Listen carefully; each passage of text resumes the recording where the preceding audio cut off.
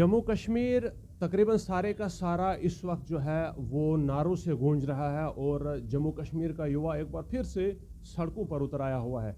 युवा नहीं बल्कि हम ये कहेंगे कि हर वो व्यक्ति जो इस वक्त जम्मू कश्मीर की स्टेटहुड को लेकर के सीरियस है या फिर जम्मू कश्मीर के अंदर इस वक्त किसी बेहतर निज़ाम का मतलाशी है, वो इस वक्त सड़कों पर है महराज मलिक को लेकर के, क्योंकि कुछ दिन पहले ही महराज मलिक पर डोडा में पीएसए लगा दिया गया। महराज मलिक को उसके बाद सीधा कठुआ लाया गया है, लेकिन अब ये मामला पूरे देश की अटेंशन अपनी तरफ ले रहा है और महराज मलिक जो है वो एक बार फिर से सुर्खियों में बने हुए हैं और हुकूमत की एक बार जो है वो फिर से निंदा की जा रही है। सारा मामला महराज मलिक और डीसी डोडा के बीच शुरू हुआ था, जो बढ़ते बढ़ते यहाँ तक पहुँचा कि अब जम्मू कश्मीर जो है वो उबल पड़ा है और दिल्ली से भी आम आदमी पार्टी जो है वो अब आस्ता आस्ता कुछ नेशनल लीडर्स को यहाँ भेजना शुरू कर चुकी है। इन्हीं मुद्दों को लेकर के जो है वो हम कुछ खास बातचीत जो है वो कुछ दिनों से कर रहे हैं और आज हम यहाँ पर शिवसेना यूबीटी के जम्मू कश्मीर यूटी के प्रधान मनीष साहनी के पास पहुँचे हुए जानते हैं कि क्या कुछ जो है वो कहेंगे इस मामले को लेकर। महराज मलिक को पहली बार जो है वो सुर्खियों में नहीं है साहनी साहब, इससे पहले भी असेंबली में एक बहुत बड़ा हंगामा किया उसने और वो जो है वो सुर्खियों में बना रहा, लेकिन देखा गया कि नतीजा उसका भी कुछ खास नहीं निकला।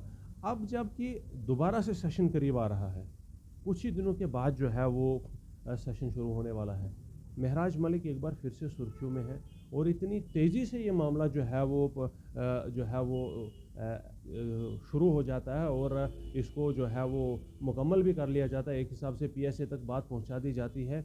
ये समझ से बाहर है, क्या वजूहात है, क्यों जो है वो उसके साथ ऐसा किया गया और क्या कुछ जो है वो आपको लगता है कि असेंबली के करीब आते ही ये सब क्यों हो रहा है? देखिए, पहले तो मैं दाद दूंगा कि बिल्कुल आपने सही नब्ज जो है वो टटोल लिया और सही नब्ज को दबा भी दिया है। जो आपने कहा ना कि जम्मू कश्मीर इस समय पूरा जो है वो इसके ऊपर आम आदमी पार्टी के विधायक को पीएसए लगाने के ऊपर जो है आग बबूला है। ये आग बबूला तो होना चाहिए था आपदा को लेकर, आग बबूला तो होना चाहिए था जो केंद्र सरकार की तरफ से जो राहत पैकेज नहीं दिया जा रहा, आग बबूला तो होना चाहिए था लोगों को मदद करने को लेकर कि सरकार आगे आए, लोग आगे आए। इस समय तो सब पक्ष विपक्ष सब जनता और केंद्र सरकार मिलकर, हमें तो केंद्र शासित प्रदेश बनाया गया, 6 साल हो गए हम केंद्र शासित प्रदेश का तगमा लटका कर चल रहे हैं, मगर केंद्र की तरफ से क्या किया गया जम्मू कश्मीर के लिए?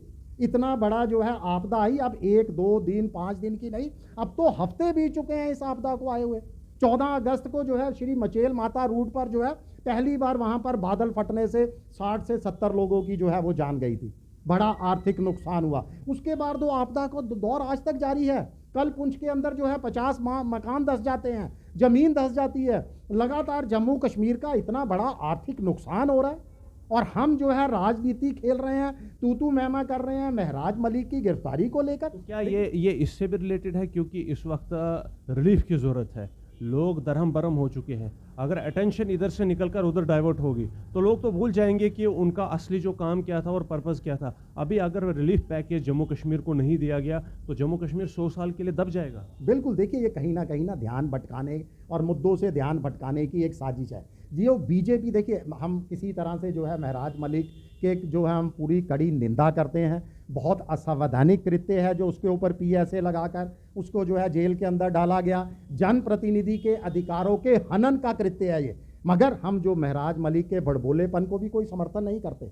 बिल्कुल वो एक जनप्रतिनिधि है, उनको अपनी जबान पर जो है लगाम लगाकर ही चलना चाहिए। ये कोई पहला वाक्य नहीं है, इससे पहले भी वो कई बार आपत्तिजनक बयान दे चुके हैं और शिवसेना उनकी निंदा भी कर चुकी है। यही वक्त होता है उनको ये आपत्तिजनक बयान देने के लिए। महराज मलिक को जानबूझ के इन्वॉल्व किया जाता है या फिर कॉन्फिडेंस में लेकर के उसके साथ ये बात की जाती है? देखिए ये तो अब पढ़ते खुलेंगी ना एक एक करके। जो मैं आपको बीजेपी का पहले तो असली चेहरा बताऊं ना, देखिए बीजेपी परोक्ष या अप्रोक्ष रूप से कर क्या रही है पूरे देश के अंदर। ये महराज मलिक के एक विधायक को जो है इस तरह से अरेस्ट करने की कोई पहली घटना नहीं है।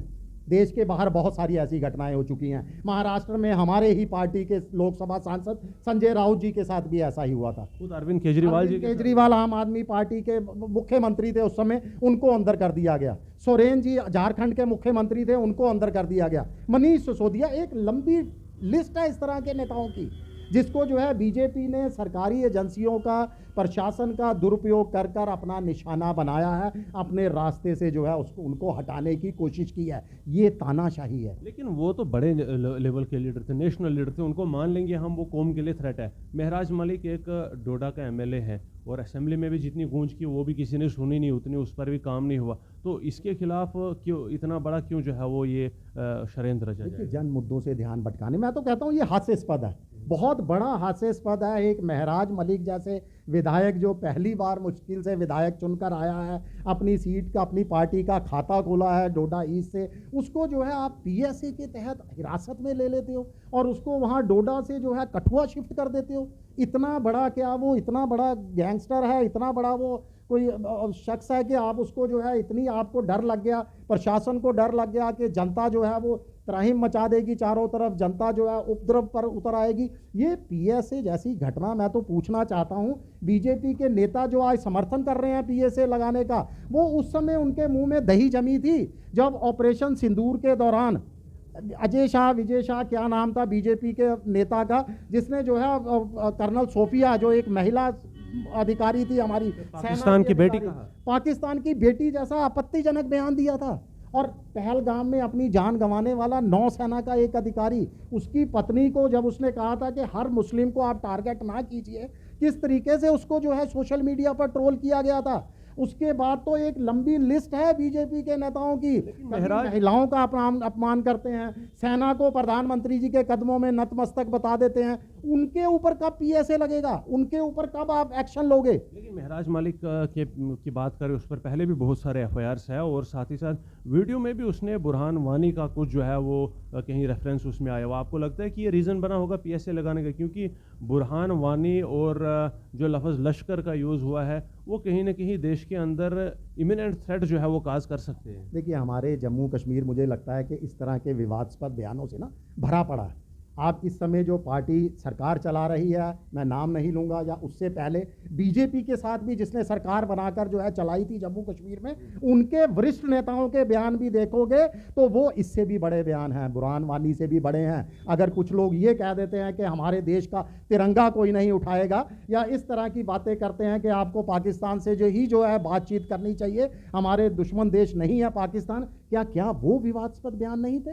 उस समय इनको पीएसए याद नहीं आया? देखिए, ये एक सोची समझी साजिश है। आपने बिल्कुल अपने शुरू के वक्तव्य में बताया कि असेंबली सेशन शुरू होने वाला है। असेंबली सेशन में ये मुद्दे गूंजेंगे कि जम्मू कश्मीर के अंदर प्राकृतिक आपदा है, कहाँ है राहत, केंद्र सरकार क्यों जम्मू कश्मीर के साथ सौतेला व्यवहार कर रही है। प्रधानमंत्री जी ने पास के राज्यों का दौरा भी किया, उनको पैकेज भी दिया। अमित शाह यहाँ आए, उन्होंने जो है वो कुछ भी नहीं दिया। ऊपर से अगर ये हालात असेंबली सेशन से पहले कर दिए गए तो उमर अब्दुल्ला साहब की सरकार को काम ही नहीं करने दिया जाएगा। तो ये तो सीधा सीधा जो है वो एक रास्ता जो है वो बनाया जा रहा है किसी गहरी खाई के लिए पूरी रियासत को डालने में। बिल्कुल, देखिए वही तो कह रहा हूँ, जम्मू कश्मीर के साथ क्या इनका सौतेला व्यवहार है, क्या दुश्मनी है, हमें तो ये समझ नहीं आ रही कि बीजेपी हमारे साथ कोई दोस्ती निभा रही है, केंद्र सरकार जम्मू कश्मीर की आवाम के साथ दोस्ती दिखा रही है या दुश्मनी दिखा रही है। हमारे से राज्य का दर्जा छीन लिया जाता है, वापस नहीं किया जाता।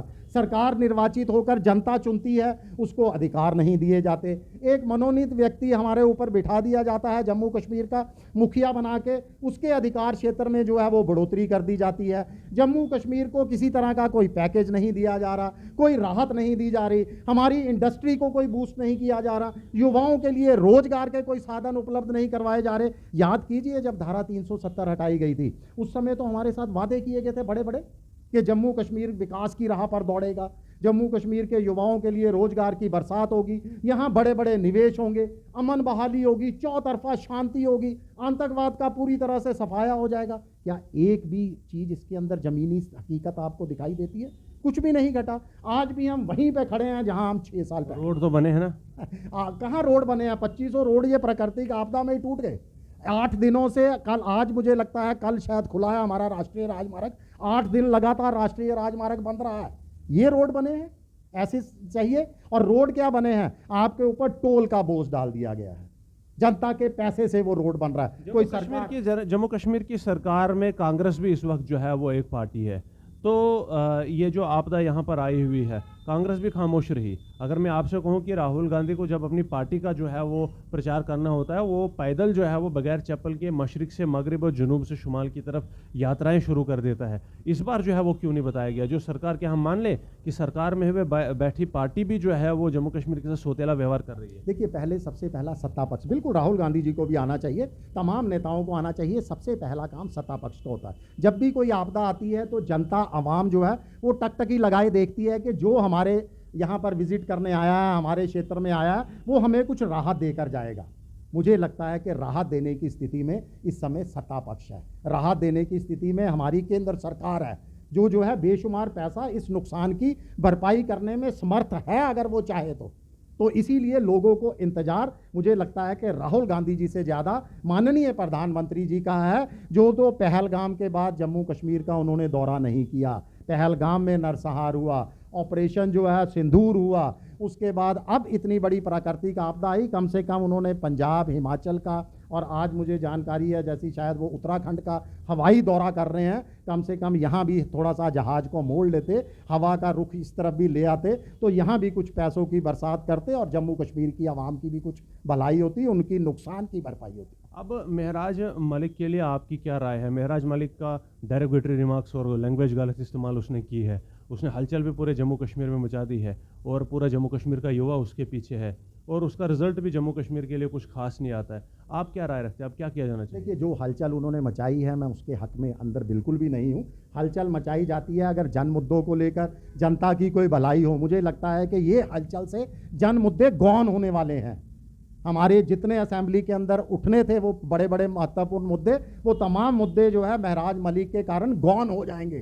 तो महराज मलिक को बिल्कुल निंदनीय है उनका अरेस्ट किया जाना, उनके ऊपर PSA लगाना। उनको तत्काल एक जनप्रतिनिधि हैं, जनता से प्रशासन को कोई किसी तरह का उनके होने से खतरा नहीं है, उन पर जो है PSA हटाया जाना चाहिए। अगर कोई आपत्तिजनक टिप्पणी उन्होंने की है बड़बोलेपन के अपने कारण, तो उसके अगेंस्ट पुलिस अपनी हल्की फुल्की कार्रवाई करे, जिस तरह की कार्रवाई करती आई है उस तरीके का उनको जो है वो जवाब देने की अनुमति तो दी जाए। सीधा आप उनको अरेस्ट करके PSA लगाकर किसी से मिलने ना देंगे, उनके वकील से उनको मिलने ना देंगे, ये तो असंवैधानिक है और जनप्रतिनिधि के अधिकारों का हनन है। बात करने के लिए बहुत बहुत शुक्रिया।